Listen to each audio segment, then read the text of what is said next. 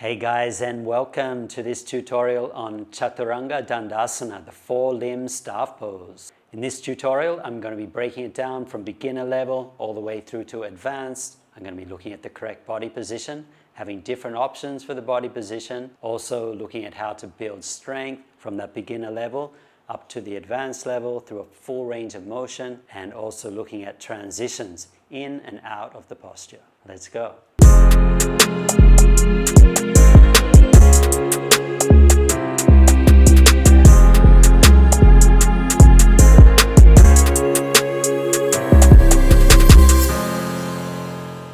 Let's begin in a standing position. First, looking at the pelvis. The pelvis, we can either be in a posterior pelvic tilt, neutral, or anterior pelvic tilt. Usually when people lack control through the core, they end up going into an anterior pelvic tilt. So we want to avoid that by either being in neutral, or for some exercises we go into a posterior pelvic tilt when we want to do more calisthenics or handstand focus. Okay, then we bring our awareness to the rib cage, to the chest. So we want to just stay nice and neutral, rib cage stacked over the pelvis. Or we can also think about extending a little through the thoracic spine, through the chest, for having more of a back bending focus. Or we can hollow through the chest for a more strength, calisthenics, handstand focus. Okay, and then let's think about the shoulders for a moment. So the shoulders, we're going to pull them down towards the hips to really engage the lats.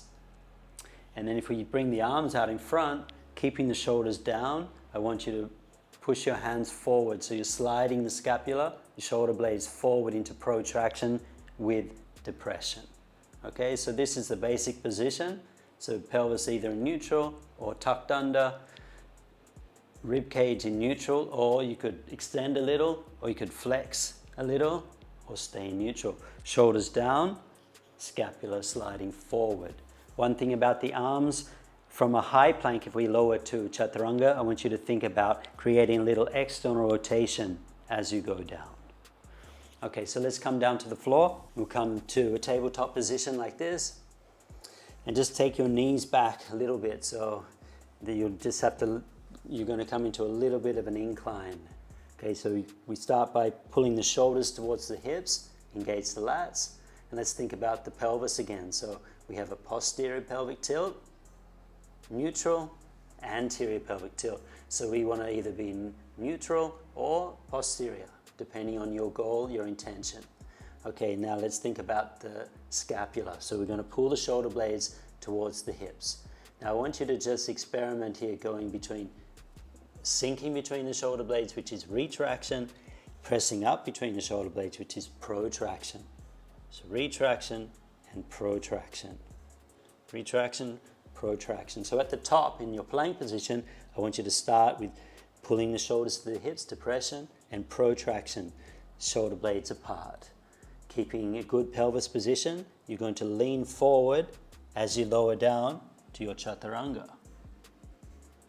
And then press back up. You may have seen people use the yoga blocks as a way to stop from collapsing. So as you lower down, this gives a good reference to stop from the shoulders from collapsing. Okay, which would look like this. Often students will lose strength here and collapse through the front of the shoulders. And if you do that enough, you're probably going to end up with some kind of injury, and you're not going to build the strength required. So the blocks can definitely be a useful tool to prevent you from collapsing. You have to resist the floor and stay strong.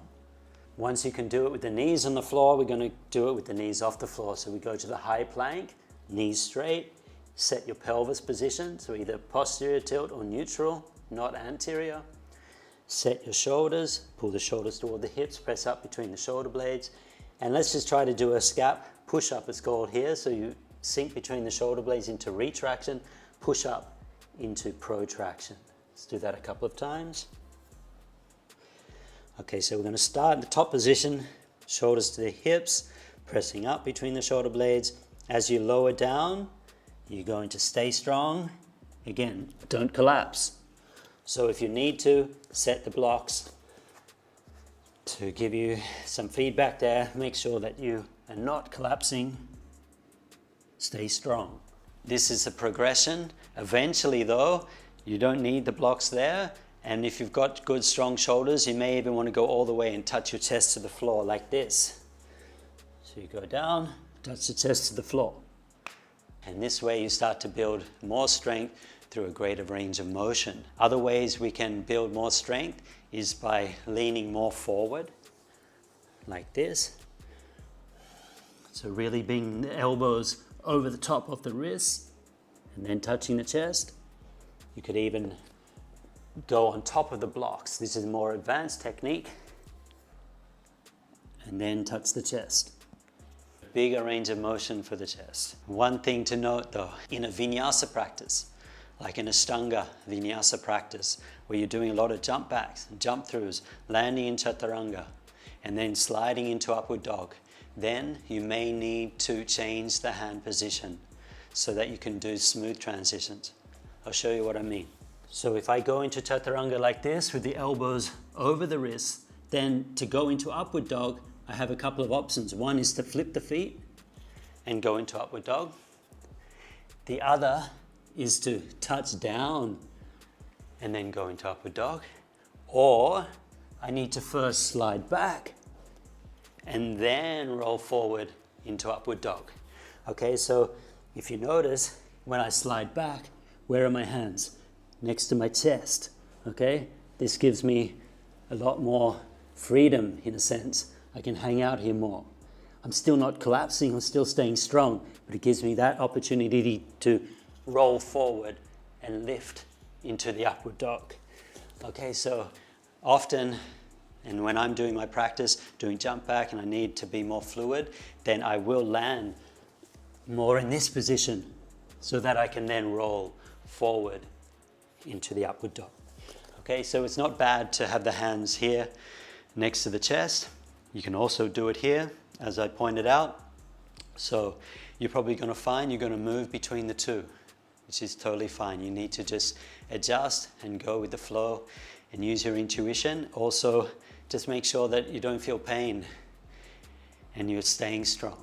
Now let's look at the transition from standing. So if we're going from a sun salutation, for example, normally we would bend forward and then lift the head, and then we would jump back. I recommend in the beginning jumping first to a high plank, setting up the position, pelvis, strong legs, shoulder blades. As you lower down,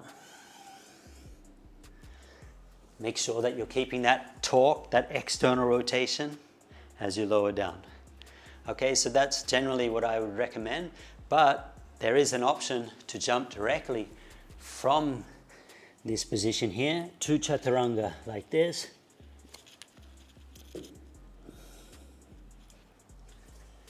But if you choose that option, then make sure that you've got a solid Chaturanga. And I have a progression for that. You're going to need some socks and a slidey floor. What you're going to do is you're going to imagine that you're going to jump back. What you're going to do is you're going to set the shoulders, so pull the shoulders towards the hips, spread the shoulder blades apart, lean forward, and then slide the feet back and slowly lower down to Chaturanga. Okay, you do that a couple of times. So set the shoulders, lean forward, slide back to Chaturanga. Once you've got the hang of that, you're going to add in a little hop. So a little hop, then a slide. Once more, a little hop, slide.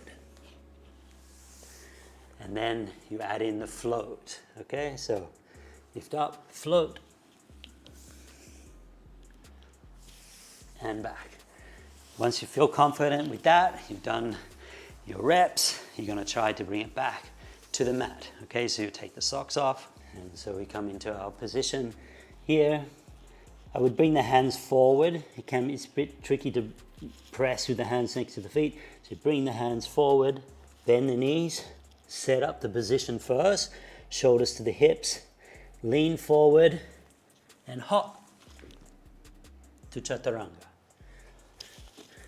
Once you get that little hop, then start to add in a float. So lean forward, float.